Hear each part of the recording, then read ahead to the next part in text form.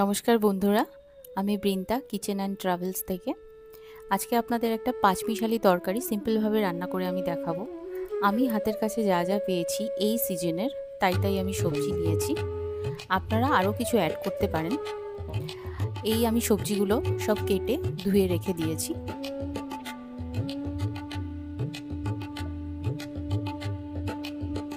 এবার আমি মশলাটা পেস্ট করে নিচ্ছি। আদা ছিল, এটা নিরামিষ তরকারি যেহেতু আদা লঙ্কা আমি পেস্ট করেছি। এবার আমি সর্ষের তেল দিয়ে রান্নাটা করব, তাই আমি সব সবজিগুলো একে একে ভেজে নেব। ভাজা সবজি হলে সেগুলো ভেঙেও যায় না আর খুব ভালো লাগে তরকারিটা খেতে।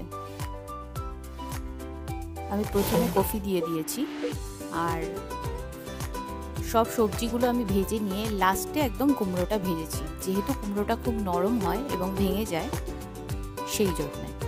এবার আমি ফোড়ন দিয়ে দিয়েছি। ফোড়নের মধ্যে তেজপাতা রয়েছে, 5 ফোড়ন রয়েছে,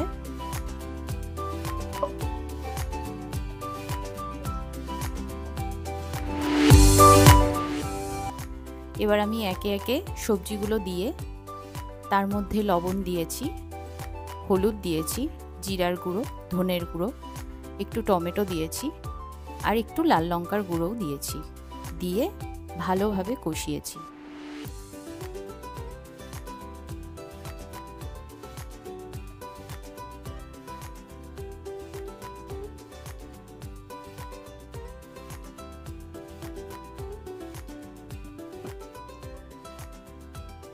এই তরকারিটা নিরামিষ তরকারি, খিচুড়ির সাথে খেতে খুবই ভালো লাগে। ভোগের খিচুড়ির সাথে আমি 2-4টে কাঁচা লঙ্কা চিড়ে এর মধ্যে দিয়ে দিয়েছি। কাঁচা লঙ্কার ফ্লেভারটা খুব সুন্দর আসে, তার জন্যে এটাকে খুব ভালোভাবে একটু রোস্ট করতে হবে, তাতে করে তেল ছেলে এলে পরের দিকে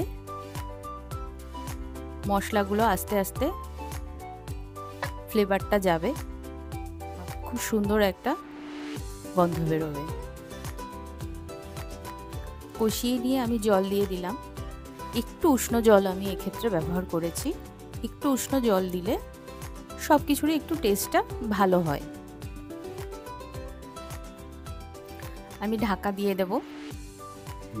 ঢাকা দেওয়ার কিছুক্ষণ পরে আমি ঢাকনা তুলে যখন অনেকটাই ওটা মেল্ট হয়ে এসছে, মানে মশলাগুলো মিশে গেছে, তরকারিটাও মিশে গেছে, তখন আমি ঘি দিয়ে আবার একটু নাড়িয়ে চাড়িয়ে নিয়ে আমি এবার পাত্রে পরিবেশন করব। আপনারা এটা বানিয়ে খাবেন, খুবই ভালো লাগে। আমরা সচরাচর এটা খাই বাড়িতে, শীতের দিনে বিশেষ করে প্রচুর সবজি পাওয়া যায়। এছাড়া গরমকালেও ইঁচড়, থোর এসবও ব্যবহার করতে পারেন, খুবই ভালো লাগবে। ধন্যবাদ বন্ধুরা। আপনারা